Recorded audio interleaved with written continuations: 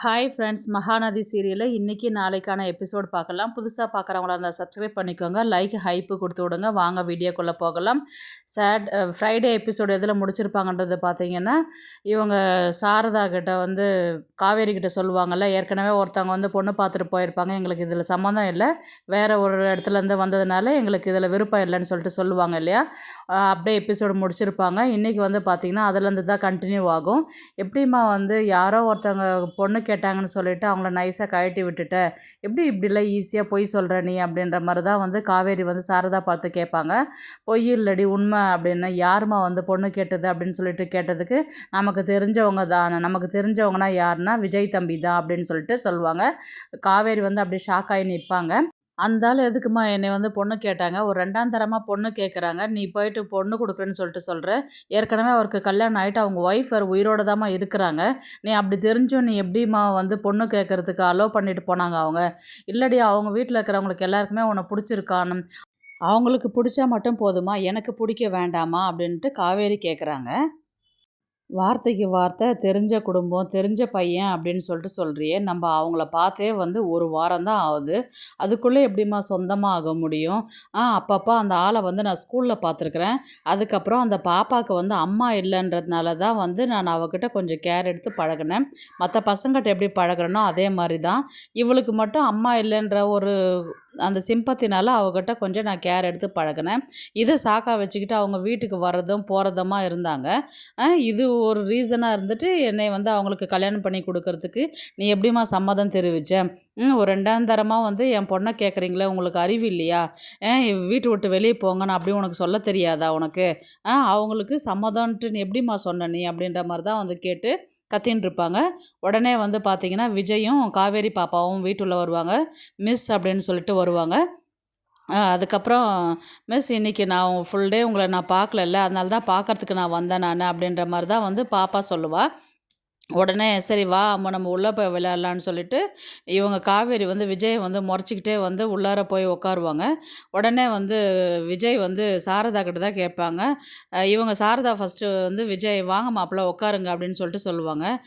என்னாச்சு அத்தை, இவ என்ன கோவமாக இருக்கிறா, என்ன கத்துறது வெளியில் வரலையும் கேட்குது, என்ன பிரச்சனை அப்படின்ற மாதிரி சொல்ல இஷ்டம் இருந்தால் சொல்லுங்கள், இல்லைன்னா வேண்டாம் அப்படின்ற மாதிரி சொன்னதுக்கு, அப்படிலாம் இல்லைங்க மாமா, உங்கள் வீட்டில் வந்து வந்தாங்க, வந்து எல்லாம் உங்களுக்கும் காவேரிக்கும் கல்யாணம் பண்ணி வைக்கிறத பற்றி திரும்பவும் பேசினாங்க, அதை பற்றி தான் சொல்லிட்டேன் நான், அதுக்கு தான் தாம் தூம்னு குச்சின்னு இருக்கிறா அப்படின்ற மாதிரி தான் வந்து சொன்னாங்க சாரதா. உடனே விஜய் வந்து இது எனக்கு தெரியவே தெரியாதே அப்படின்ற மாதிரி தான் வந்து அவங்க சொல்லுவாங்க.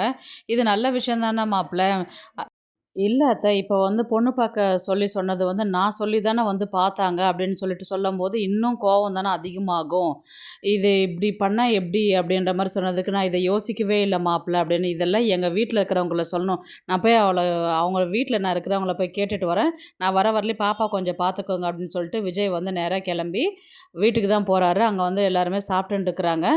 உடனே ராதா தான் கேட்குறாங்க, பாப்பா எங்கள் விஜய், பாப்பா வண்டியிலே தூங்கிட்டாளா, சாப்பிட்லையா அப்படின்னு சொல்லி சொன்னதுக்கு, உடனே சோமு என்ன சொல்வார்னா, அவங்க தான் ரெஸ்டாரண்ட்டில் சாப்பிட்டு வரந்தானம்மா போனாங்க அப்படின்னு சொன்னதுக்கு, ஓ சாப்பிட்டாளா, வண்டியில் தூங்கிட்டு போகிறா, கூட்டிகிட்டு வா விஜய் அப்படின்னு சொல்லிட்டு சொன்னதுக்கு, நீங்கள் நல்லா எனக்கு பண்ணுறீங்க, நான் சந்தோஷமாக இருக்கணும்னு நீங்கள் நினைக்கவே இல்லையா, ஏன் எப்போ பார்த்தாலும் என் நிம்மதி கெடுத்துட்டு இருக்கிறீங்க அப்படின்ற மாதிரி தான் வந்து விஜய் பேச ஆரம்பிப்பார். உடனே வந்து சோமு வந்து என்னாச்சு அப்படின்னு கேட்பாங்க. உடனே வந்து இவர் அன்பரசும் வந்து என்னாச்சு விஜய், எந்த விஷயமா இருந்தாலும் சொன்னால் தானே தெரியும் எங்களுக்கு அப்படின்னு சொன்னதுக்கு, நீங்கள் யாரை கேட்டு வந்து இப்போ காவேரியை வந்து பொண்ணு பார்க்கறதுக்கு அங்கே கூட்டிகிட்டு போனீங்க அப்படின்ற மாதிரி அங்கே கேட்டதுக்கு, நல்ல விஷயம் தானே விஜய், இப்போ எத்தனை நாளைக்கு எங்களால் தானே நீ பிரிஞ்சிருக்கிற, அதனால் நாங்களே மறுபடியும் உனக்கு கல்யாணம் பண்ணி வச்சிடலாம், அதுக்கப்புறம் நீயும் பாப்பாலாம் சந்தோஷமாக இருப்பீங்கள்ல, அந்த நல்ல எண்ணத்தில் தான் நாங்கள் போய் கேட்டோம், காவேரி சொல்கிற பதிலை வச்சு நாங்கள் அதுக்கப்புறம் உங்கள்கிட்ட சொல்லலான்னு இருந்தோம், அதனால தான் சொல்லலை அப்படின்ற மாதிரி தான் வந்து சோமு சொல்வார்.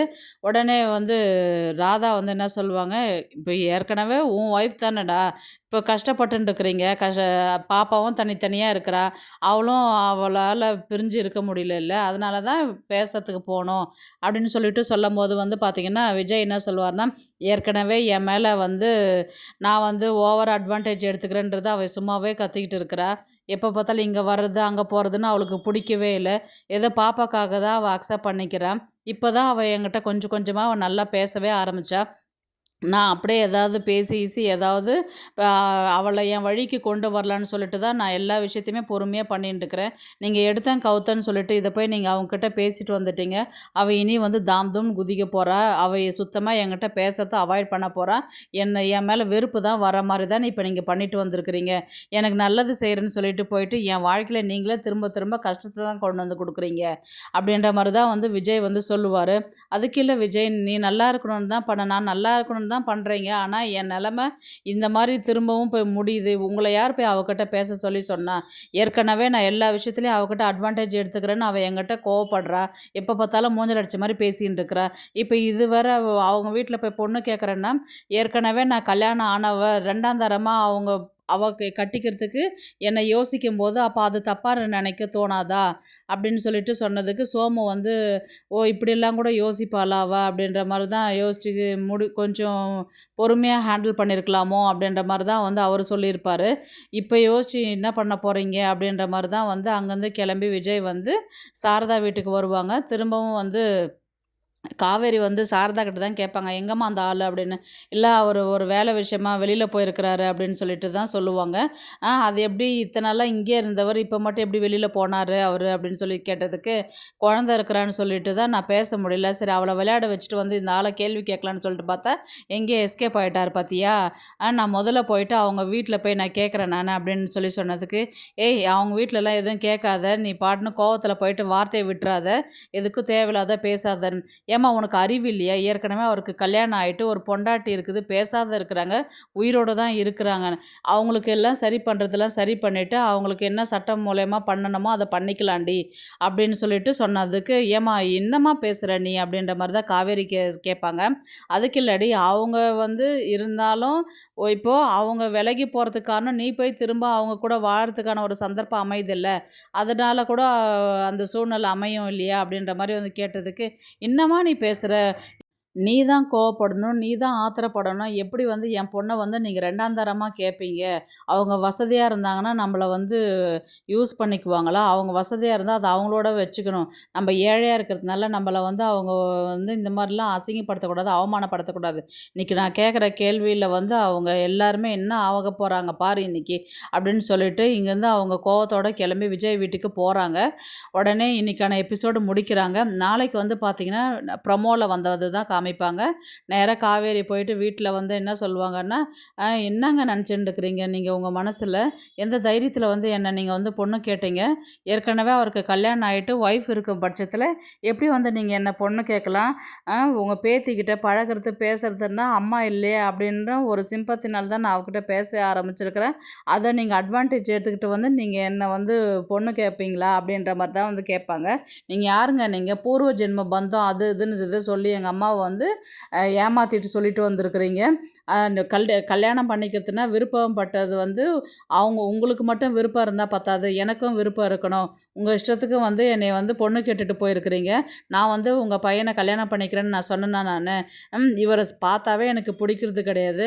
ஏதோ குழந்த அம்மா இல்லாத இருக்கிறாளேன்னு சொல்லிட்டு நான் பாவம் பார்த்தாக்க கடைசியில் நீங்கள் உங்கள் பணக்காரன்னாக்கா அடுத்தவங்க ஏழையாக இருக்கிற வந்து இந்த மாதிரி தான் வந்து ஒரு பொண்ணை வந்து அசிங்கப்படுத்துவீங்களா? யாரை நீங்கள் கேட்டுட்டு வந்து என்னை பொண்ணு பார்க்குறதுக்கு வந்தீங்க? இனி இந்த சாக்கை வச்சுன்னு இனி என் வீட்டு பக்கம் வராதிங்க. இனி உங்களுக்கும் எனக்கும் எந்த உறவும் கிடையாது. இனி பாப்பாவை கூட்டிகிட்டு என் வீட்டு பக்கம் வராதிங்கன்னு சொல்லிட்டு மூஞ்சல் அடித்த மாதிரி பேசிட்டு போகிறாங்க. உடனே விஜய் வந்து போயிட்டு, மிஸ் நான் எனக்கு தெரியாததான் வந்து எங்கள் வீட்டில் பேசுனாங்க, எனக்கு எதுவும் தெரியாது, என்னை மன்னிச்சிருங்க. என்ன தான் அவங்க பேசியிருந்தாலும் உங்கள் ஒய்ஃப் இருக்கிறாங்க இல்லையா, உங்கள் ஒய்ஃபுக்கு உயிரோடு இருக்கும்போது நீங்கள் வந்து எப்படி என்னை நீங்கள் கல்யாணம் பண்ணிப்பீங்க நீங்கள் அப்படின்ற மாதிரி தான் வந்து அவங்க கேட்பாங்க. இத்தனை நாளாக நீங்கள் அந்த எண்ணத்தில் தான் என்கிட்ட நீங்கள் பழகியிருந்தீங்களா? நீங்கள் என்ன இல்லைங்க மிஸ், நான் அப்படிலாம் பழகலை, நீங்கள் தப்பாக நினச்சிக்காதீங்கன்னு. தப்பாக நினச்சிக்கலாம் எப்படிங்க சார், நீங்கள் எப்படி பண்ணுறீங்க? ஏதோ பாப்பா வந்து அம்மா இல்லைன்றதுனால தான் நான் உங்ககிட்ட பழகினேன் நான். நீங்கள் வந்து இவ்வளோ ஓவர் அட்வான்டேஜ் எடுத்துப்பீங்கன்றது எனக்கு தெரியவே இல்லை. அன்றைக்கி கதை சொல்லும் போது கூட நீங்கள் என் ஒய்ஃப் இடத்துல உங்களை வச்சு பாருங்கன்னு சொல்லும்போது நான் அப்போவே சுதாரிச்சிருக்கணும் நான். இப்போ தான் அதெல்லாம் எனக்கு புரியுது அப்படின்ற மாதிரி தான் ஒன்று சொன்னதுக்கு, நிஜமாக நான் அந்த எண்ணத்தில் சொல்லலைங்க, நீங்கள் தப்பாக நினச்சிக்காதீங்க, நீங்கள் மிஸ் அப்படின்ற மாதிரி தான் வந்து விஜய் வந்து சொல்லுவார். என்னங்க தப்பாக நினச்சிக்கிறது, இனி வந்து என்னை தேடிக்கிட்டு வராதீங்க, பாப்பா கூட்டிகிட்டு என் வீட்டு பக்கம் வந்துடாதீங்க, இனி உங்களுக்கும் எனக்கும் எந்த சம்மந்தமும் கிடையாது, இன்னொரு முறை எங்களை தேடி நீங்கள் வராதீங்க அப்படின்ற மாதிரி தான் மூஞ்சல் அடித்த மாதிரி பேசிவிட்டு அவங்க அங்கேருந்து கிளம்பிடுவாங்க.